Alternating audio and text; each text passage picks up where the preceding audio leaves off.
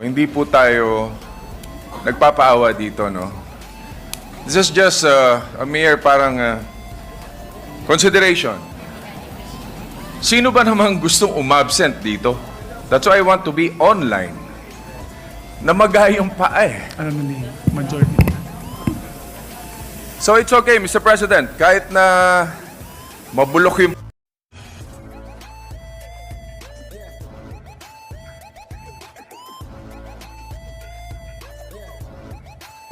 Mr. President, I've been looking diagonally to my left for the last several days. A colleague of ours, coming from our great province of Cavite, Mr. President.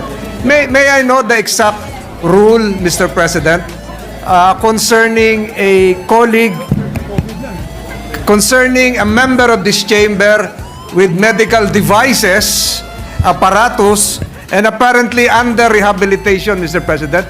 Is he really required to be physically present during hearings? I'm referring, Mr. President, to the Honorable Senator Sen Bong Revilla. Lagi ko po nakikita rito na may dala, kulang na lang po, wheelchair, Mr. President. Well, with due respect to our distinguished colleague, the rules is very explicit. We only amended the rules for online sessions for COVID infected individuals or those that have contagious diseases, COVID, TB, Ebola, pagkaganyan, pwede yan online or is bedridden. We're lax, but the rules is very specific. It is only for contagious diseases. But due to humanitarian reasons, because he had his operation last week that he could not stand up, we allowed it. However, he attended a political party rally in Manila Polo Club, was seen by everybody standing beside our president, and therefore he seems fit to be able to join us. And he joined us last Wednesday. To be very fair about it, he did join us last Wednesday. So I leave it now to the majority leader to make the proposition. Yeah, Mr. President, just to put on record, if Mr. President, may I take the Yes. floor? Yes, our distinguished colleague from I Cavite. just is want to recognized. let you, to inform the body, hindi po tayo nagpapaawa dito, no? This is just a mere parang consideration. I don't mind for humanitarian reason. I mean, I don't mind. Ako so far, in the past two Congress, perfect attendance ang inyong lingkod.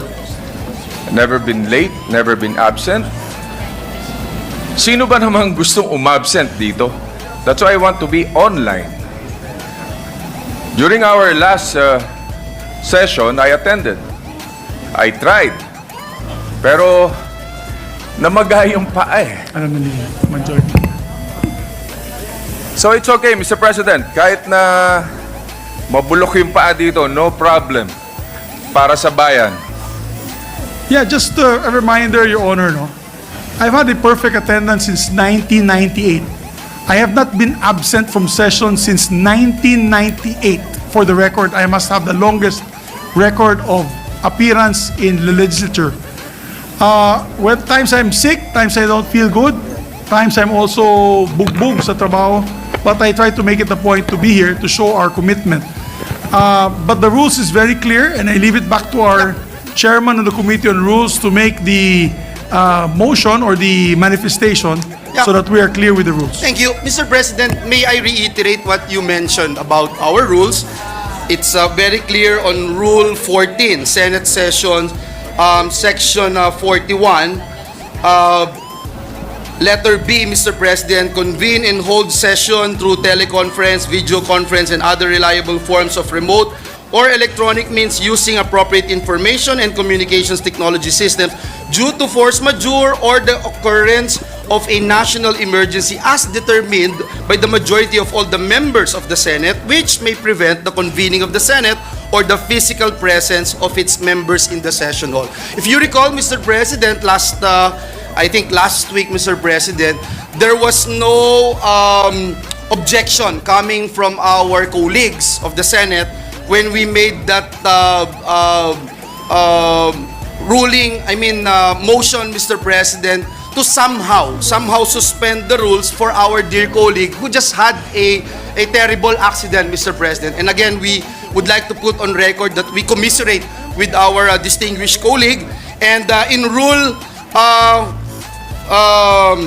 in section 120 of our rules, Mr. President, it says here, and I quote, "The unanimous consent of any action or proceeding may be given expressly or impliedly." And that's the main reason, Mr. President, that we allowed our colleague to be present via online without touching, Mr. President, our regular rules, Mr. President, because no one actually objected to it. But again, Mr. President, this is a case-to-case basis. If anyone would move, Mr. President. Yes, I move, Mr. President, Majority Leader. With all due respect and in recognition still of our rules, I believe there is a definition for bedridden. Given the inability of our colleague to move, I think he should be considered bedridden even under our rules. You know the reason why I'm bringing this up, because last week another colleague of ours was going to do a checkup and ask for Zoom call as well. When will this stop, Your Honors? When will this stop? What is the leeway that we're going to give our colleagues? Mr. President, we abide by the rules, and Yes. it actually says very clearly that bedridden is a category that applies. No, it's not in our rules, Madam. There's no measure in the rules on bedridden. It's the chairperson just read what is on the rules earlier. If you may repeat it, Your Honor, Majority Leader. But I President? understand from the Majority Leader that we could reconsider. Mr. We could President, may I ask for a reconsider minute even if suspension, Mr. no Session one suspended. actually objected.